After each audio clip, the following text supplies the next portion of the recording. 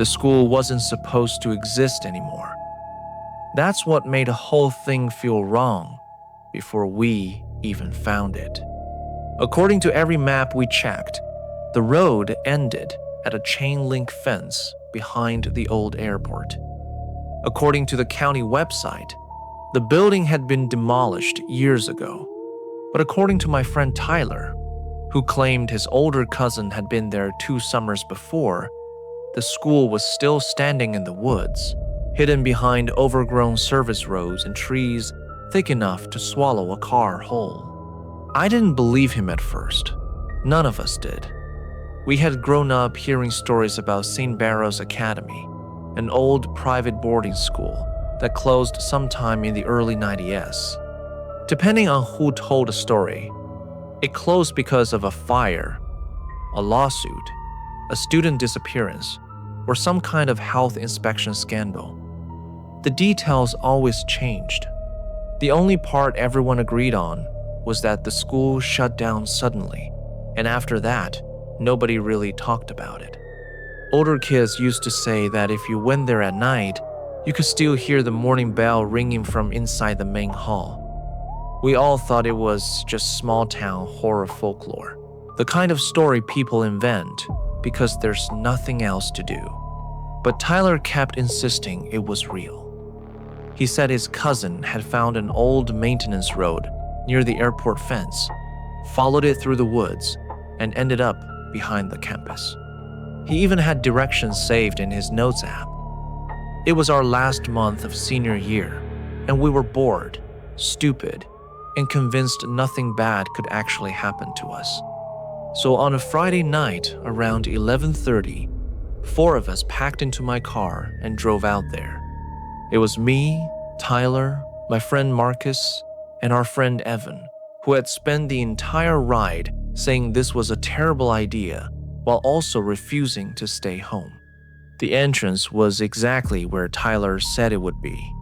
A narrow dirt road, half hidden behind tall weeds, with a rusted sign hanging from one chain that used to say, "Authorized vehicles only." Most of the letters were faded, but the warning still did its job. I almost turned around right there. The road looked too narrow, too quiet, too far from anywhere we were supposed to be. But Tyler leaned forward from the back seat and said, "We came all the way here. Don't chicken out now." So I drove in. The trees closed around the car almost immediately. Branches scraped the windows, grass dragged under the bumper. The road wasn't really a road anymore, just 2 muddy tracks leading deeper into the woods. After about 5 minutes, the headlights caught something white ahead of us. At first, I thought it was a wall. Then we got closer and saw the front of a building, 3 stories tall, with broken windows and ivy crawling up the brick like the forest was trying to take it back. St. Barrow's Academy was still there. Nobody said anything for a moment. Even Tyler, who had acted confident the entire night, went quiet. The building looked less like an abandoned school and more like a place that had been paused. The flagpole was still out front. The stone steps were still intact. Above the main entrance, carved into the concrete, were the words, "Discipline, silence, service." Evan whispered, "That is the worst school motto I've ever heard." Marcus laughed once, but it died quickly. We parked near what used to be the front loop. There were no lights, no cameras, no security signs, no indication anyone had been there in years. The only sound was the engine ticking after I turned it off and the wind moving through the trees. We used our phone flashlights and walked up the steps. The front doors were chained shut, but one of the side doors had been forced open long before we got there.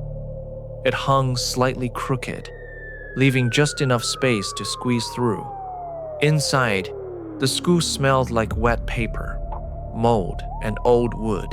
The main hallway stretched in both directions, lined with classroom doors, trophy cases, and lockers that had rusted halfway open. Most abandoned buildings look destroyed when you get inside. Graffiti everywhere, broken bottles, trash, random damage. This place had some of that, but not as much as I expected. A lot of it looked untouched, like people had left in a hurry and nobody had been brave enough to disturb what remained. The first classroom we entered still had desks arranged in rows. There were old workbooks stacked near the teacher's desk, a map of the United States peeling off the wall, and a chalkboard with a date written in the corner. The 14th of October, 1992. Underneath it, someone had written one sentence in faded chalk. "Return to your rooms after the bell," Tyler said. "Creepy," Evan said. "Nope, that's enough." We ignored him, which was the second stupidest thing we did that night. The first was going inside at all. We explored slowly, room by room. The classrooms all had the same strange feeling. Not destroyed, not preserved, just waiting. In one room, there were old jackets still hanging on hooks. In another, a stack of lunch trays sat beside a dusty trash can. Marcus found a student ID card under a desk, but the photo was too faded to make out.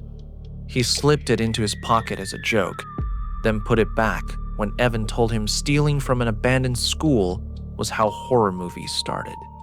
After about 20 minutes, we found the dormitory wing. That was when the mood changed completely. The classrooms had felt creepy, but the dorms felt personal. Small rooms with metal bed frames, old blankets, a few cracked mirrors, names scratched into wooden doors. Some rooms had posters still taped to the walls, curled and yellow with age. One room had a pair of shoes placed neatly under the bed, like whoever owned them had planned to come back.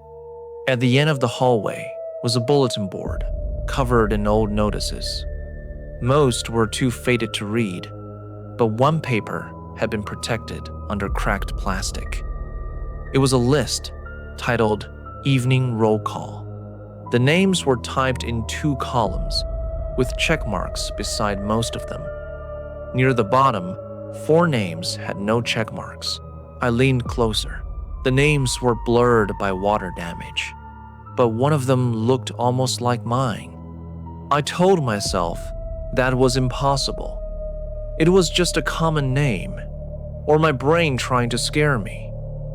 But then Evan pointed his flashlight at the bottom of the page and said, "Guys," there was a handwritten note under the list.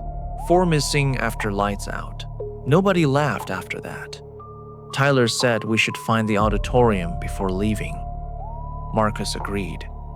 Evan said he was going back to the car with or without us. I should have gone with him.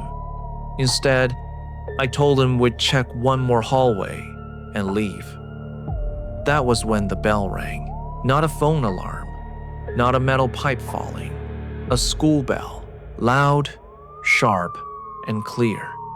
It ran through the hallway once, then stopped. All 4 of us froze. Marcus whispered, "Please tell me one of you did that." Nobody answered. Then a speaker crackled above us. It was one of those old square PA speakers mounted near the ceiling, the kind every school had before modern intercom systems. Static hissed from it for a few seconds, and then a woman's voice came through. "Students, return to your rooms immediately." The voice was calm, too calm, like she was reading from a script. Evan started backing away. "No, we're leaving. Now." Tyler tried to act brave, but his voice shook when he said, "There's no power here." He was right. The building had no lights, no working outlets, no hum from anything electrical. But the speaker above us clicked again, and the same voice repeated, "Students, return to your rooms immediately." Then, from somewhere deeper in the dorm wing, a door slammed. We ran. Not all the way out. That would have been smart. Instead, panic made us run the wrong direction, deeper into the building, down a stairwell that led to the lower floor. We ended up in what looked like an administrative hallway.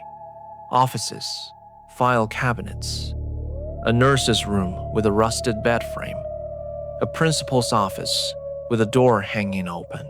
The air down there was colder, and every sound echoed like the building was larger underground than it looked from outside. That was where Marcus found the security office. The door was unlocked. Inside were 3 desks, broken monitors, filing boxes, and a wall-mounted board covered with old name slots. Most were empty. Some still had student names printed on yellowed cards. Near the center of the room was a chalkboard, cleaner than anything else we had seen inside of the school. And on that chalkboard were 4 names. Ours. Not similar names. Not faded names that our brains could misread. Our real first names. Mine. Tyler's. Marcus's. Evan's. Beside them was the time. 11:48 p.m. That was exactly when we entered the building. For a second, I forgot how to breathe. Evan whispered, "Who wrote that?" Then we heard footsteps in the hallway outside the office. Slow footsteps. Not running, not stumbling. Walking. They stopped just outside the door. We turned off our flashlights at the same time, like that would somehow make us invisible. The office went completely dark. I could hear Evan breathing too fast beside me. The doorknob moved once, slowly, then stopped. A voice came from the other side, not the woman from the speaker, a man's voice. "You're late for roll call." Tyler made a sound like he was about to cry. The footsteps moved away. We waited until we couldn't hear them anymore, then bolted out of the office and back toward the stairs. I don't remember the route we took. I remember slipping on broken tile. I remember Marcus grabbing my hoodie to keep me from falling. I remember the PA speaker crackling again as we reached the main hallway. 4 students, out of bed. The front entrance was still chained, so we ran for the side door where we came in. Just before we reached it, something moved in the classroom to our left. All of us saw it. A person standing between the rows of desks, facing the chalkboard. They were wearing a dark school uniform. Their back was to us. They didn't turn around. Evan screamed, and that broke whatever spell had held us still. We forced ourselves through the side door and sprinted toward the car. I had the keys in my hand before I even reached it. Then I saw the back door was open. My back door, wide open. I stopped so fast, Marcus almost slammed into me. Nobody had stayed behind. Nobody had gone back to the car. But the rear passenger door was open, and on the seat was something folded neatly. A school uniform jacket. Dark blue. Dusty.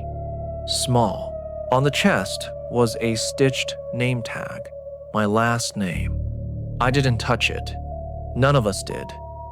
We got in the car, and I drove out of there so fast, branches scraped both sides hard enough to leave marks in the paint.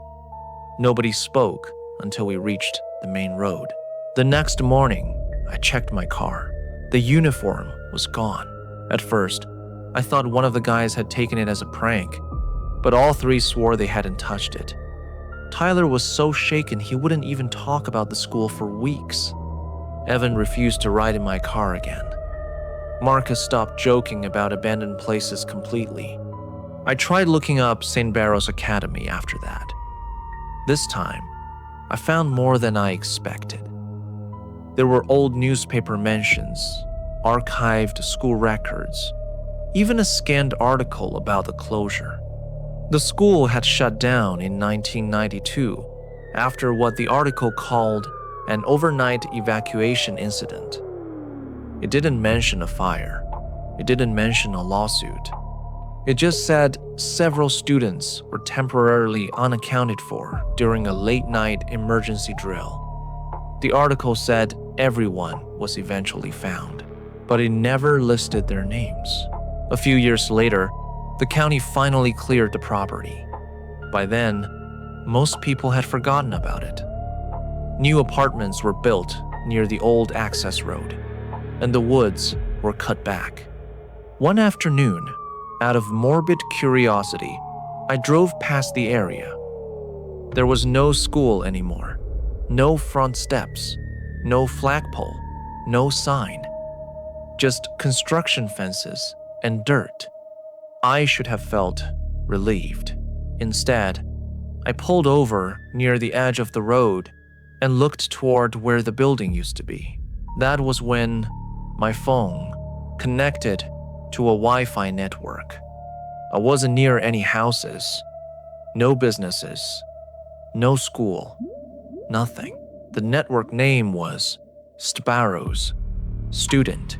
Then my phone buzzed with a notification.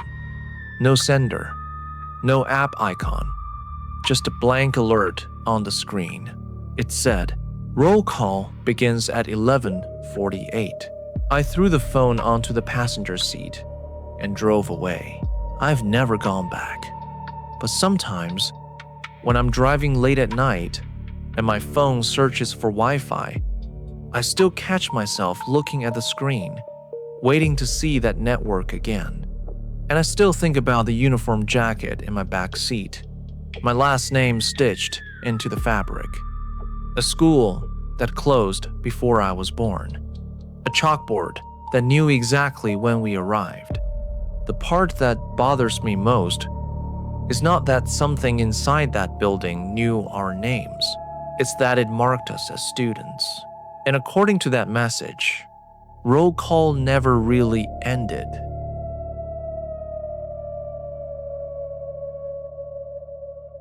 The first time we heard the humming, we thought it was the pipes. That was the explanation we wanted to believe, because the alternative made no sense. The farmhouse had been empty for almost 9 years before my girlfriend, Maya, bought it.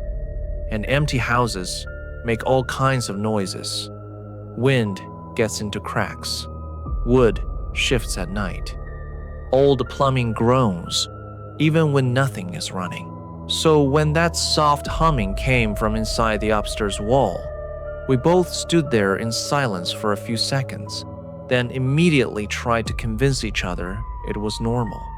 The house was supposed to be our project.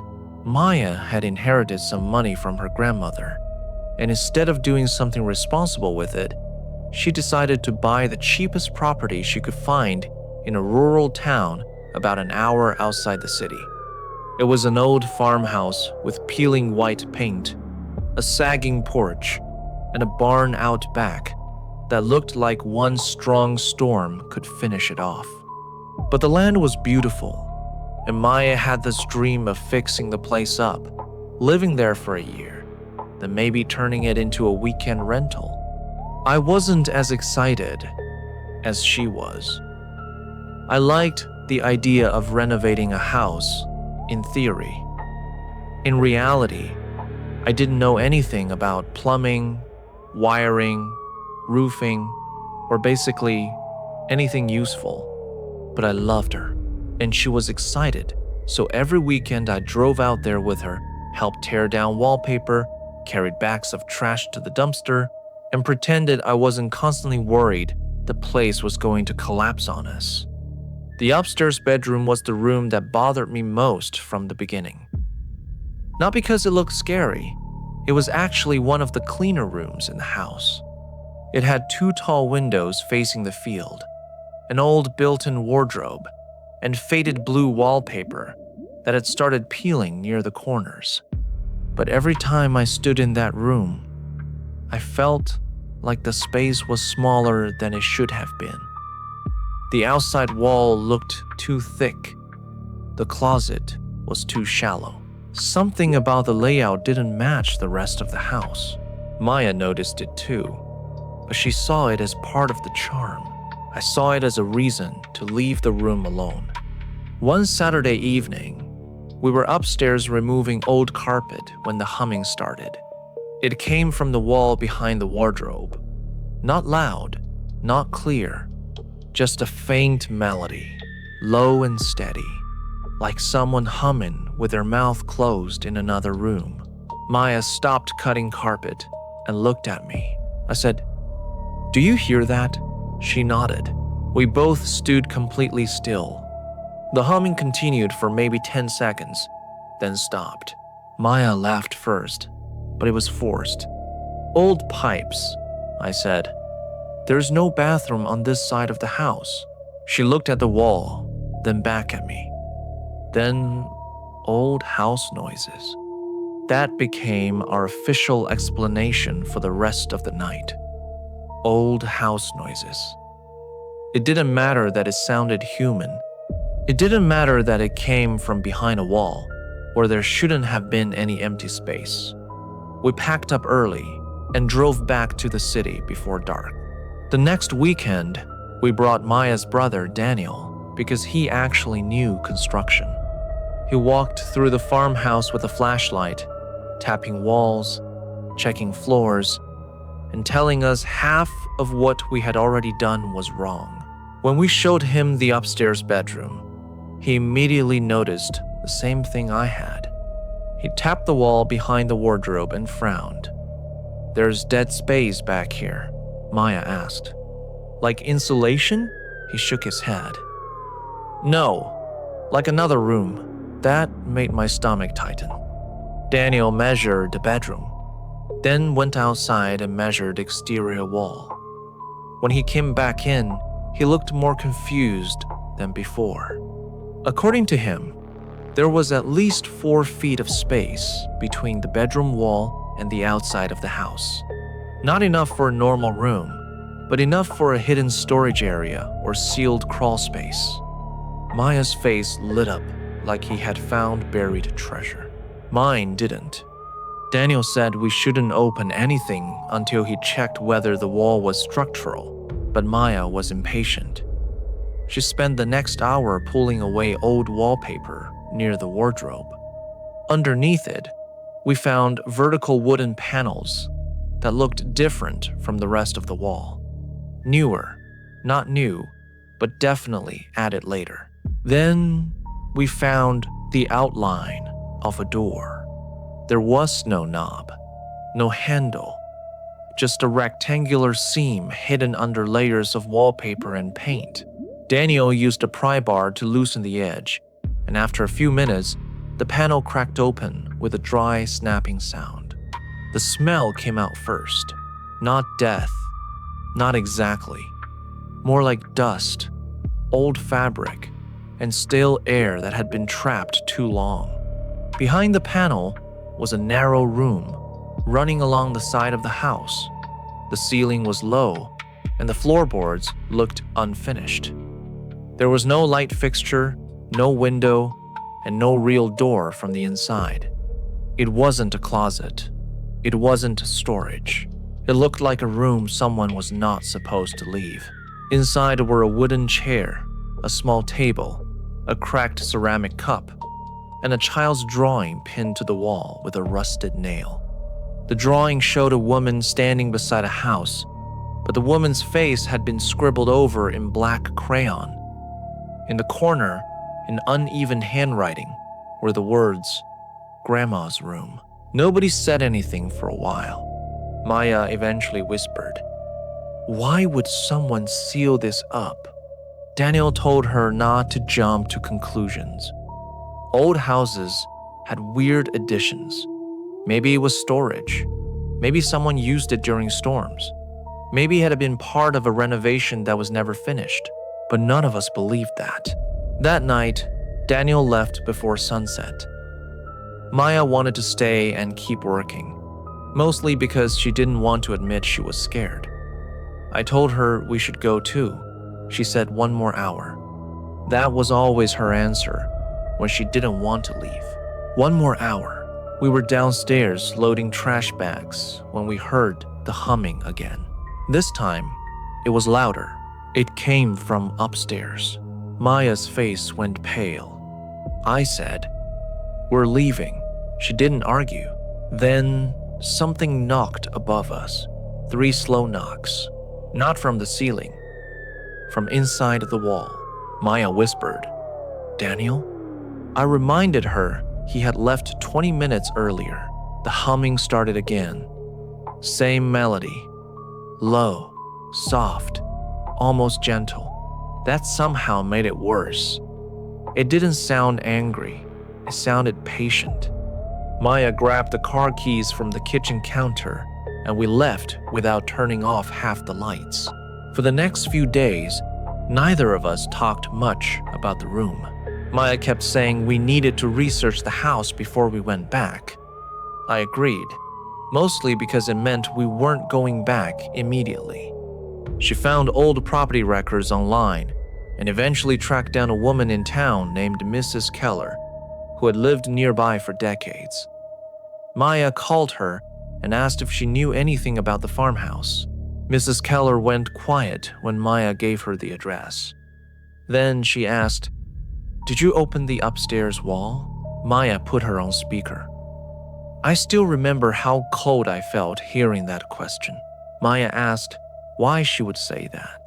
Mrs. Keller told us the farmhouse had once belonged to a man named Harold Whitcomb. He lived there with his wife, their young son, and his elderly mother, Evelyn. According to town gossip, Evelyn had dementia, and Harold claimed she became violent near the end. He told neighbors she had been moved to a care facility. Later, he said she died in a hospital. But Mrs. Keller said people used to hear singing from that house after Evelyn was supposedly gone. Not singing, humming. Maya asked if anyone ever reported it. Mrs. Keller gave a sad little laugh and said, "Back then, families handled things privately." Then she said one more thing before hanging up. "If you found that room, don't sleep in the house. We didn't plan to." But 2 weeks later, a storm rode through the area while we were working, and the roads flooded faster than expected. By the time we realized how bad it was, the main road back to the highway was underwater. We had no choice but to stay until morning. Maya tried to act calm. I did too. We locked the hidden room panel, pushed the wardrobe in front of it, and set up sleeping bags in the downstairs living room. We kept every light on. Around midnight, the power went out. The house went completely black. For almost a minute, all we heard was rain. Then, from upstairs, the rocking started. Not humming this time, rocking. Wood creaking forward and back, forward and back. Maya whispered, "There was no rocking chair in that room." She was right. There had been a chair, but not a rocking chair. The sound continued above us, slow and steady, like someone was sitting in the dark, moving back and forth in a chair that shouldn't exist. Then the humming began. I told Maya not to move. I grabbed my flashlight and pointed it toward the staircase. At first, there was nothing there, just the bottom steps disappearing into darkness. Then I heard a sound from the upstairs hallway. Bare feet on wood. One step, then another. Maya started crying silently beside me. The footsteps stopped at the top of the stairs. I raised the flashlight. At the very edge of the beam, I saw the bottom of a long gray nightgown. Just the hem, just for a second. Then it moved back into the darkness. That was enough. We ran to the kitchen door and out into the rain. We sat in the car for the rest of the night, with the doors locked, soaked, freezing, and staring at the upstairs windows until the sun came up. In daylight, the farmhouse looked harmless again. That almost made me angry. We went back inside only to get our things. The wardrobe had been moved away from the hidden door. The panel was open. Inside the narrow room, the wooden chair was not where we left it. It had been turned to face the doorway. On the small table was the cracked ceramic cup. It was full of water, fresh water, rainwater maybe. That's what I told myself. Then Maya pointed to the wall beside the chair. There were scratches in the wood. We had seen scratches before, but not like these. These were deeper, cleaner, and they were in a place that had been covered by the table before. Words had been carved into the wall. He told them I left. Maya put the house back on the market a month later. She lost money, a lot of money, but she didn't care. She never stepped inside again without at least 2 people with her. The new buyer was a contractor who planned to tear the place down and build something modern. He said old houses always had weird stories and didn't seem bothered when we told him about the room. 6 months later, the farmhouse was gone. For a while, that made us feel better. Then, on the anniversary of the night we slept there, Maya received a package in the mail. No return address.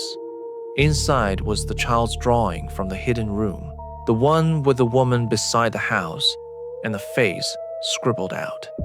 We had left it there. I know we did. On the back of the drawing, someone had written in shaky pencil, "She hums when she's hungry." Maya burned the drawing in the sink. We moved apartments 2 weeks later.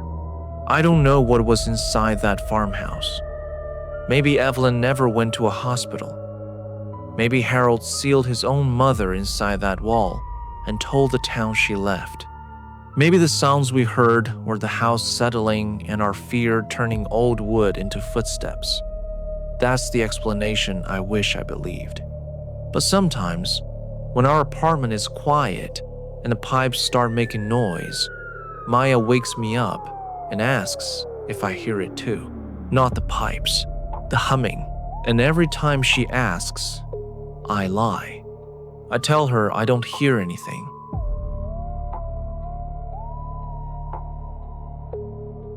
The house across the street had been empty for almost 2 years, but my bedroom window still faced it perfectly. That was the part I hated most.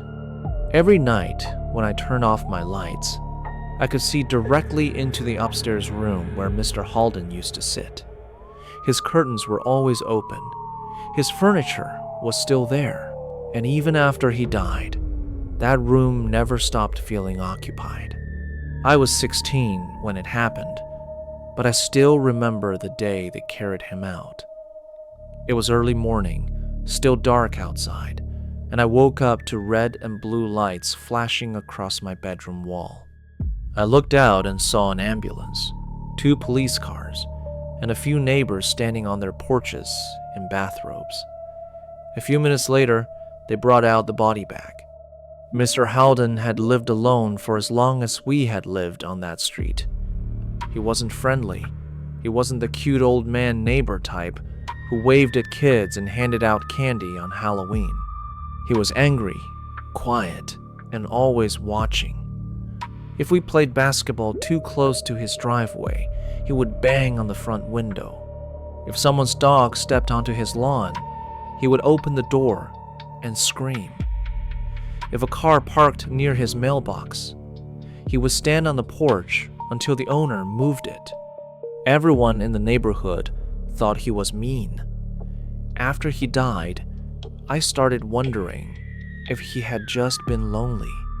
His house stayed exactly the same after that morning. His son apparently lived several states away and didn't want anything to do with the place. Weeks passed, then months, then almost 2 years. No one cleaned it out. No one sold it. The grass grew too high, mail stopped coming, and the porch started to sag. But from my room, I could still see into his upstairs window. I could see the edge of the bed, the old dresser, and a tall coat rack near the doorway that looked like a person if you stared at it too long. That coat rack became a joke between me and my friends.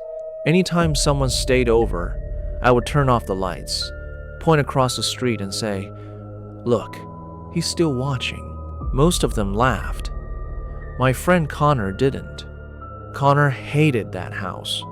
He had been with me the morning they carried Mr. Halden out, and ever since then, he refused to even look at the upstairs window. So naturally, because I was 16 and an idiot, I messed with him every chance I got. One Friday night, Connor stayed over with 2 other friends, Jake and Miles. We played video games until around 1 a.m., ate an embarrassing amount of junk food, and eventually ended up talking about the old house because Connor caught me glancing out the window. Jake dared me to go inside. At first, I said no, not because I believed in ghosts, but because breaking into a dead man's house seemed like the kind of thing that would end with police showing up and my parents grounding me until graduation. But Jake kept pushing. Miles joined in. Connor told them to shut up, which only made them push harder. Eventually, I got annoyed enough to say, "Fine, I'll go to the porch." That's it. That should have been the end of it. It wasn't. The street was completely quiet when I walked across. No cars passing, no porch lights except ours. The air smelled like cut grass and wet pavement. Mr. Halden's house looked worse up close. The paint was peeling off the siding, weeds had grown through the walkway, and one of the downstairs windows had a long crack across it. I went up the porch steps slowly, expecting one of the boards to snap under me. Through my bedroom window across the street, I could see my friends watching. Jake was waving his arms like an idiot.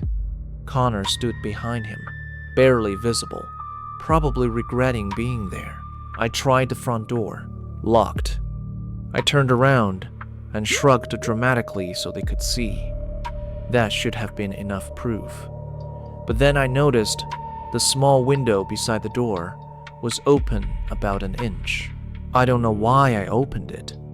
Maybe I wanted to impress them. Maybe I wanted to prove the house was just an empty house. Maybe I had convinced myself that if I didn't go inside, they would never let me hear the end of it. The window slid up easier than it should have. I climbed through into the living room. The smell hit me first. Dust, old carpet, stale air, and something sour underneath it. Not death, exactly, but the kind of smell that makes you breathe through your mouth without thinking. Everything inside looked frozen. His recliner was still angled toward the TV. A newspaper sat folded on the side table.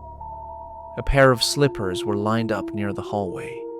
In the kitchen, there was a coffee mug on the table, a sweater hanging over the back of a chair, and a calendar still turned to the month he died. I didn't go far. I kept telling myself I would just look around quickly, then leave. Then I heard a bang from upstairs. Not a creak, not wind, a bang, like someone had bumped hard into a wall. I froze in the hallway, one foot already turned toward the door.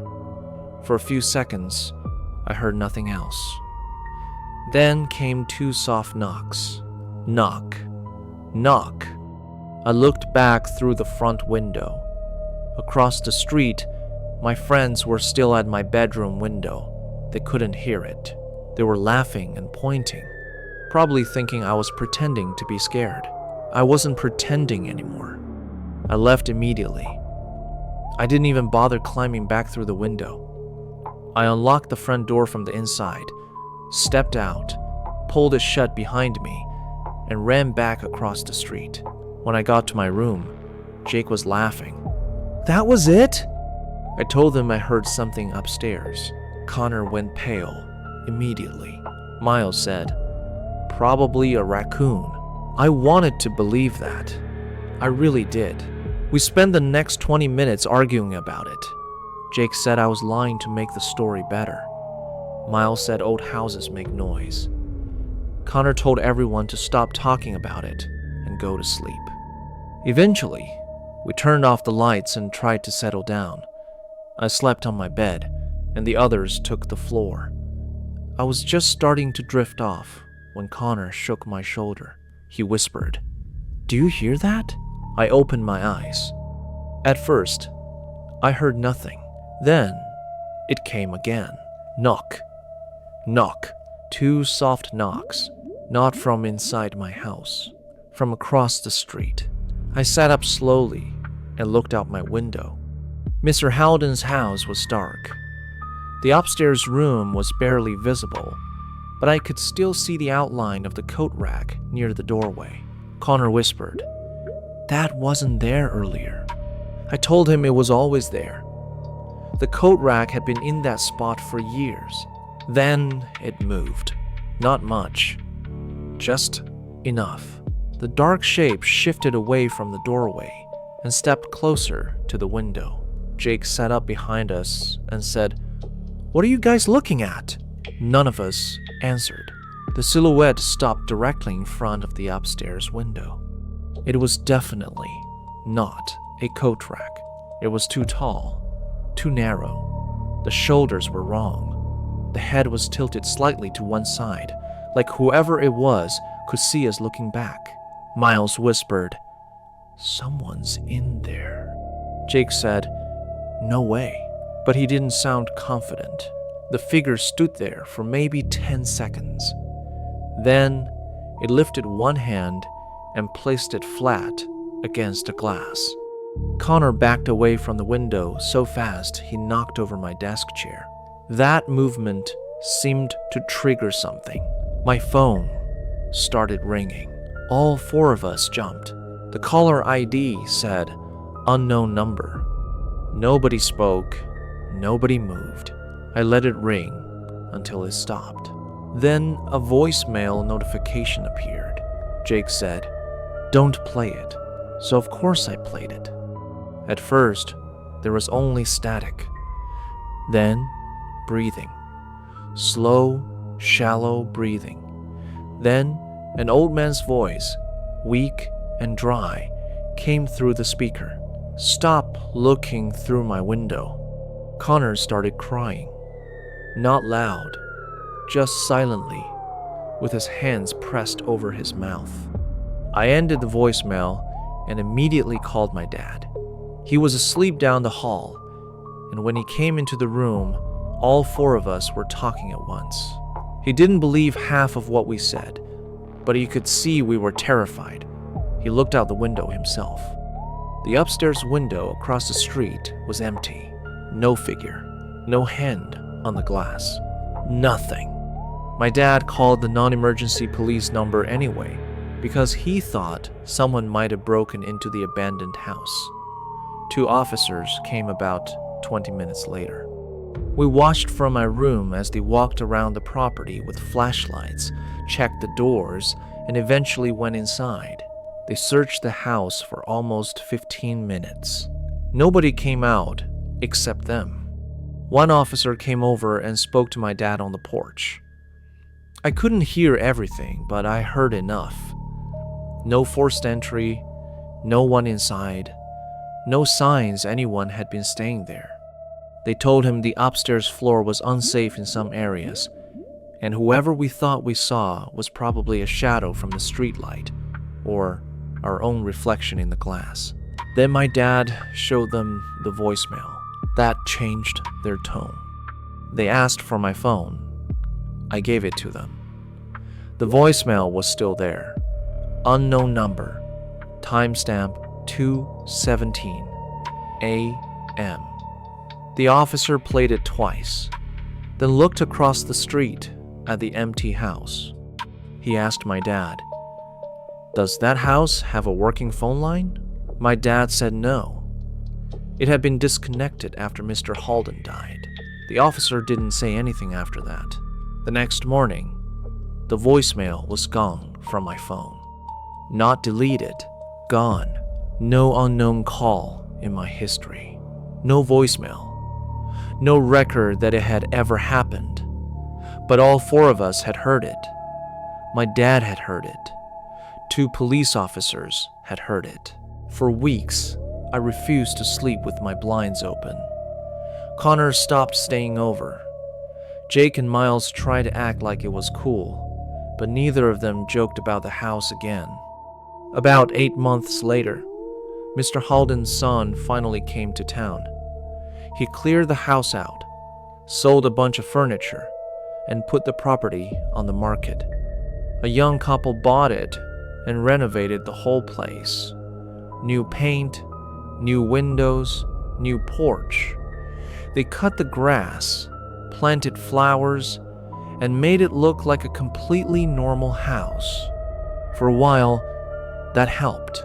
Then one night, almost a year after the voicemail, I was sitting at my desk doing homework when I noticed movement across the street. The new family had left the upstairs light on. In the window, I saw a small silhouette. Not tall, like Mr. Halden. Small, child-sized. It stood completely still, facing my room. At first, I thought maybe the couple had a kid I hadn't seen before. But the next morning, I asked my mom about it. She said they didn't have children, just the husband and wife. I tried not to think about it. 2 nights later, it happened again. Same window, same small figure, same stillness. This time, my phone buzzed. No call, no voicemail, just a text from an unknown number. Not his window anymore. I stared at the message, and my screen went dark. When I looked back across the street, the small figure was gone.